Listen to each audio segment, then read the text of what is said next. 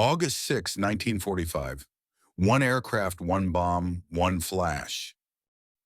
In less than a second, an entire city ceased to exist. Buildings evaporated. Shadows were burned into stone. Time itself seemed to stop. And in that instant, warfare changed forever. But the real story didn't begin over Japan. It began years earlier, in silence, in secrecy, and in fear. Long before America entered the war, a single letter crossed the Atlantic. It was not sent by a general, not by a spy, not by a politician. It was signed by a physicist, Albert Einstein.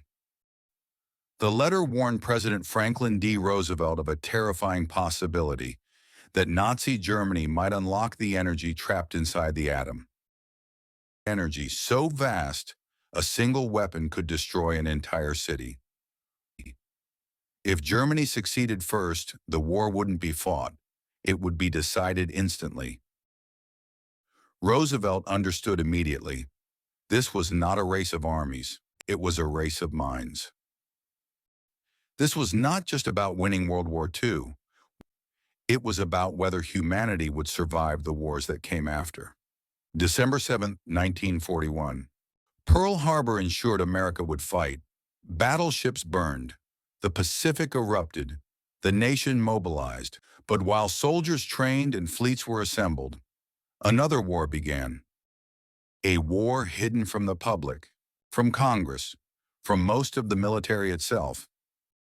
Its name was intentionally dull. The Manhattan Engineer District, a title chosen to conceal the most dangerous project in human history. This was not a laboratory experiment. It was a nationwide industrial operation, a weapon so powerful that no one involved could agree on what would happen when it was used. Some feared it would end the war. Two others feared it would end the world. The problem was easy to describe, nearly impossible to solve. Split the atom, control the reaction, release it all at once. The key was uranium-235, a rare isotope, less than 1% of natural uranium. Separating it required machines that had never existed, processes no one had ever attempted. To do it, the United States built entire cities in secret. Oak Ridge, Tennessee, a valley erased from maps. 60,000 workers sworn to absolute secrecy. Most had no idea what they were building.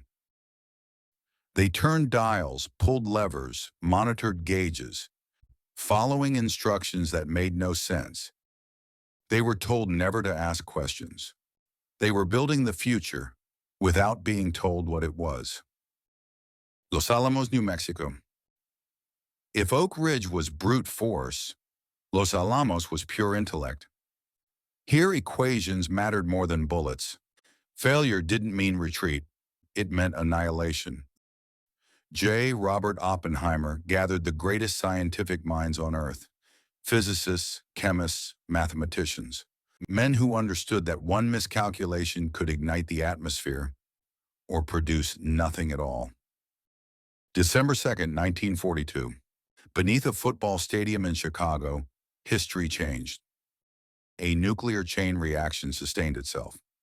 No explosion, no flash, no sound, just a quiet confirmation that the universe could be broken on command. From that moment on, victory was no longer the goal. Control was. The race against time. Every day, one fear haunted the scientists. What if Germany finished first? They never did. Not because they were incapable, but because they never believed it was possible. By the time the truth became clear, it was already too late. July 16th, 1945, 5:29 a.m., Alamogordo, New Mexico. A device called the Gadget sat atop a steel tower. No one knew if it would work. Some feared it would ignite the atmosphere. Others feared failure, that years of effort had meant nothing. When the bomb detonated, Night turned into artificial sunrise. The desert glowed brighter than the sun. The shock wave arrived seconds later. Silence followed. Oppenheimer thought of an ancient text. Now I am become death, the destroyer of worlds. August 6th, 1945. Hiroshima vanished in seconds. 3 days later, Nagasaki followed.